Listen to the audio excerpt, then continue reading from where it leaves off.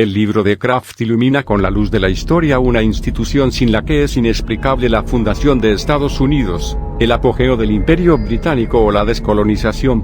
El 14 de marzo de 1743, cuando salía de un café, un joyero londinense en viaje de negocios en Lisboa, John Custos, fue detenido, esposado y encerrado en un calabozo de uno de los edificios más temidos de Europa, el Palacio de los Strauss, el cuartel general en la Plaza del Rocio de la Inquisición portuguesa.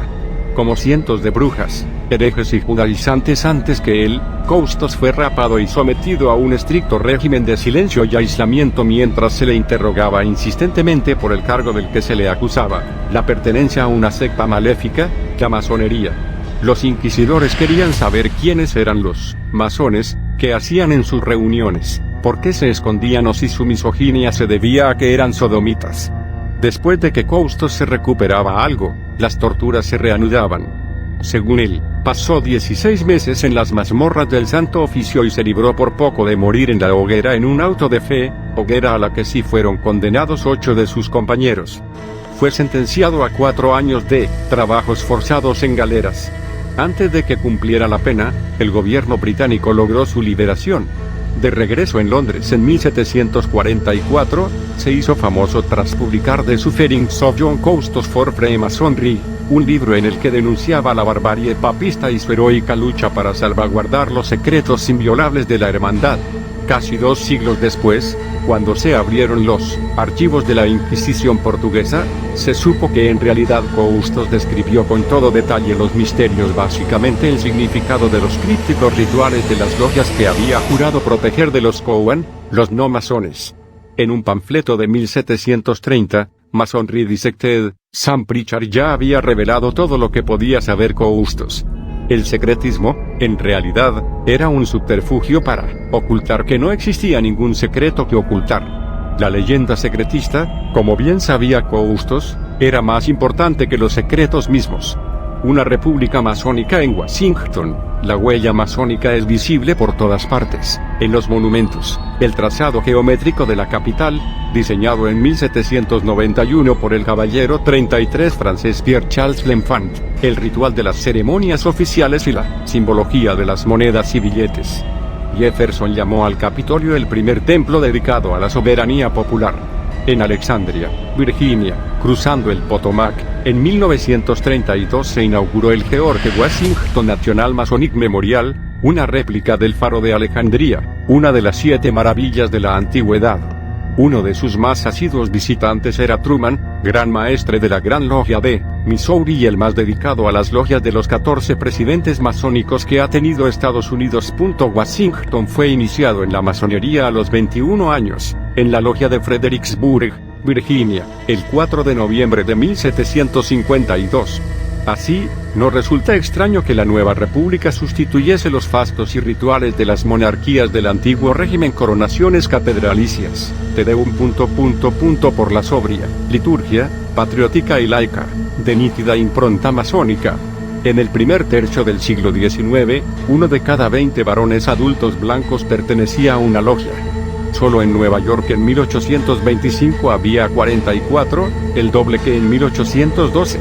Albert Pike, autor de Morals and Dogma of Scottish Freemasonry, 1871, y uno de los más famosos masones de la época, era al mismo tiempo un lector voraz e incansable inventor de rituales, pero también un racista dogmático que creía que los negros eran incapaces de dominar sus instintos bestiales. Así, los negros terminaron fundando sus propias logias, que durante la Guerra de Secesión fueron vitales para la formación de batallones negros, como el 54 Regimiento de Massachusetts, que lucharon en el ejército unionista contra la Confederación de los Estados Esclavistas del Sur. Lewis Hayden, esclavo liberto y gran maestre de la logia abolicionista Prince Hall, reclutó a los hombres del 54 Regimiento, cuyo papel central en la captura de Fort Wagner, que guardaba la bahía de Charleston, retrató Glory, la película de 1989 que protagonizó Morgan Freeman, Denzel Washington y Matthew Broderick, y que barrió en los Oscar de aquel año. Desde 1775, en obediencia a su creencia en la hermandad de todos los hombres, hay 2 masonerías en Estados Unidos, una blanca y otra negra. La madre de todas las conspiraciones. En 1864, el Syllabus Errorum del Vaticano enumeró 80 ofensas contra la verdad revelada, entre ellas la tolerancia religiosa, la separación iglesia-estado y la escandalosa noción de que el papado debía alcanzar un compromiso con el liberalismo y la modernidad.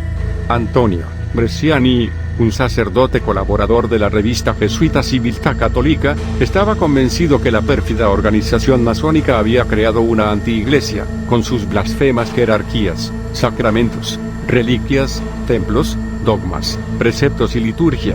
En una época devota de las teorías conspirativas, uno de sus más célebres cultores, el francés Leo Taxil, se hizo famoso por obras anticlericales como Los secretos amores de Pío X, 1881. El precoz autor fue excomulgado en 1879, con solo 26 años, por León CI, que dedicó una encíclica entera Humanum Genus a condenar la masonería.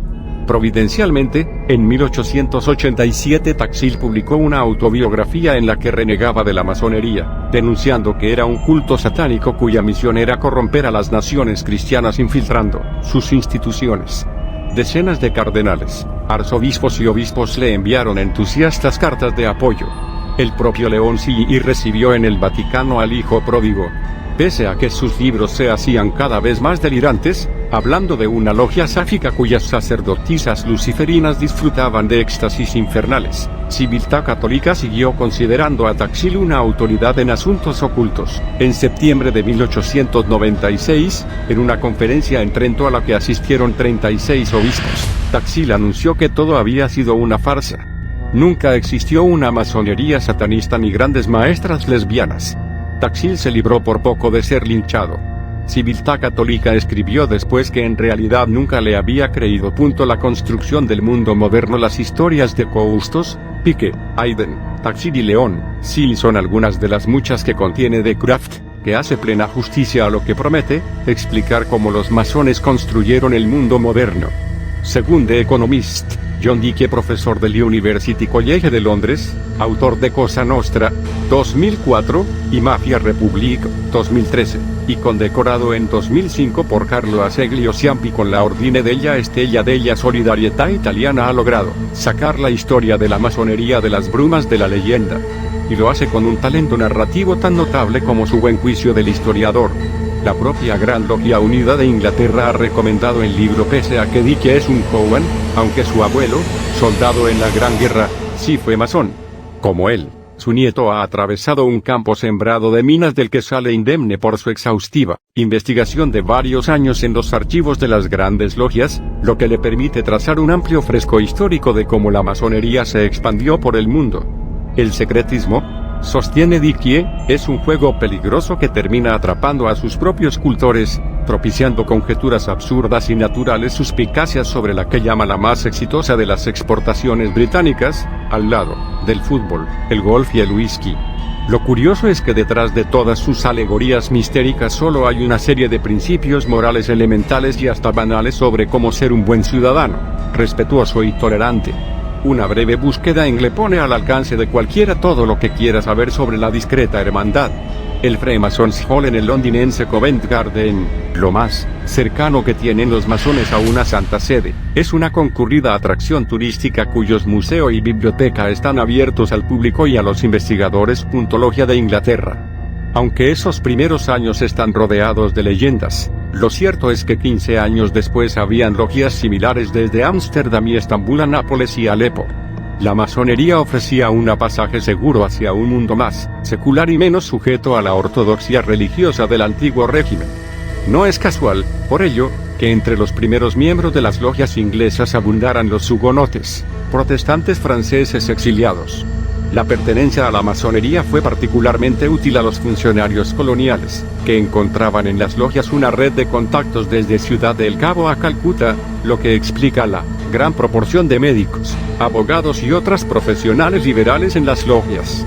Con el tiempo, la lista de adherentes incluyó a Mozart, Lafayette, Goethe, Franklin, Garibaldi, Churchill, Conan Doyle y Walt Disney. The Craft no tiene intenciones apologéticas, describiendo cómo Napoleón convirtió las logias en templos para el culto del emperador o el modo en que las grandes logias prusianas arianizaron sus estatutos durante el Tercer Reich, sin que ello las librara de la Gestapo. Dickie dedica un capítulo aparte a la P2, la logia que utilizó Licio Gelli para tejer una red criminal internacional implicada en chantajes, terrorismo de ultraderecha, lavado de dinero e intrigas políticas en la Italia de posguerra. Al fin y al cabo, hasta las sociedades más secretas o discretas terminan reflejando las contradicciones de las sociedades reales de las que